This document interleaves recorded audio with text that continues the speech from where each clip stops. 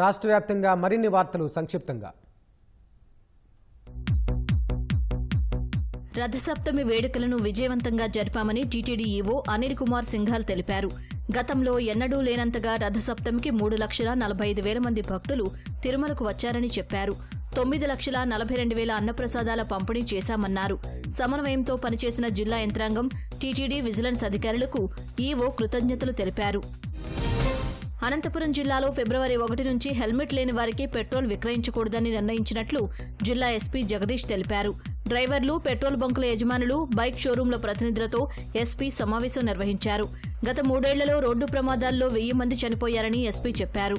ప్రమాదాల వల్ల కుటుంబాలు ఆర్థికంగా దెబ్బతింటున్నాయన్నారు. అనంతపురం జిల్లాను రోడ్డు ప్రమాద రహిత జిల్లాగా మార్చడమే లక్ష్యంగా ముందుకు పోతున్నట్లు చెప్పారు. సిబిసిఎన్సి క్రైస్తవ ఆస్తులు పరిరక్షించాలంటూ కాకినాడలో భారీ మౌన ప్రదర్శన చేపట్టారు. కొందరు ట్రస్టీలు ఆస్తులు అన్యాక్రాంతం చేస్తున్నారని ఆరోపించారు. తహసీల్దార్ కార్యాలయం నుంచి కలెక్టరేట్ వరకు ర్యాలీ సాగింది. ఇన్ఛార్జి కలెక్టర్కు వినతిపత్రం ఇచ్చారు.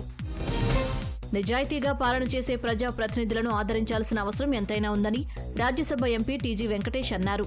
కర్నూలులోని అంబేద్కర్ భవన్లో జరిగిన జాతీయ ఎలక్ట్రీషియన్ దినోత్సవానికి ముఖ్య అతిథిగా టీజీ వెంకటేష్ హాజరయ్యారు.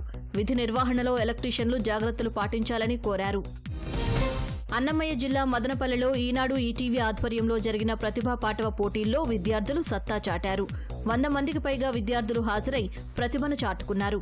ఈ పోటీల్లో గెలుపొందిన విద్యార్థులకు బహుమతులు అందజేశారు. విశాఖ మద్దెలపాలెంలో బస్సు ఢీకొని 67 ఏళ్ల వెంకటరమణ మృతి చెందారు. ఇసుకతోటి వెళ్లే మార్గంలో విశాఖ నుంచి విజయనగరం వెళుతున్న మెట్రో ఎక్స్ప్రెస్ బస్సు వెంకటరమణను ఢీకొంది. ప్రమాదంలో వెంకటరమణ అక్కడికక్కడే మృతి చెందారు. విశాఖ పోలీస్ కేసు నమోదు చేసి దర్యాప్తు చేస్తున్నారు. ప్రైవేట్ ఆసుపత్రి వైద్యుడి నిర్లక్ష్యం వల్ల కాన్పుకు వచ్చిన మహిళతో పాటు శిశువు మృతి చెందారని శ్రీ సత్యసాయి జిల్లా కదిరిలో బంధువులు ఆందోళన చేపట్టారు. సాధారణ కాన్పు చేస్తామని చెప్పిన వైద్యుడు పరిస్థితి విషమించాక చేతులెత్తేశారని ఆరోపించారు.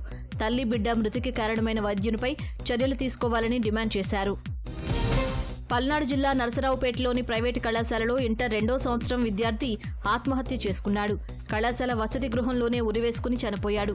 విద్యార్థుల మధ్య జరిగిన ఘర్షణ వల్లే తమ కుమారుడు చనిపోయాడని తల్లి ఆరోపించారు. పోలీసులు కేసు నమోదు చేసి దర్యాప్తు చేపట్టారు.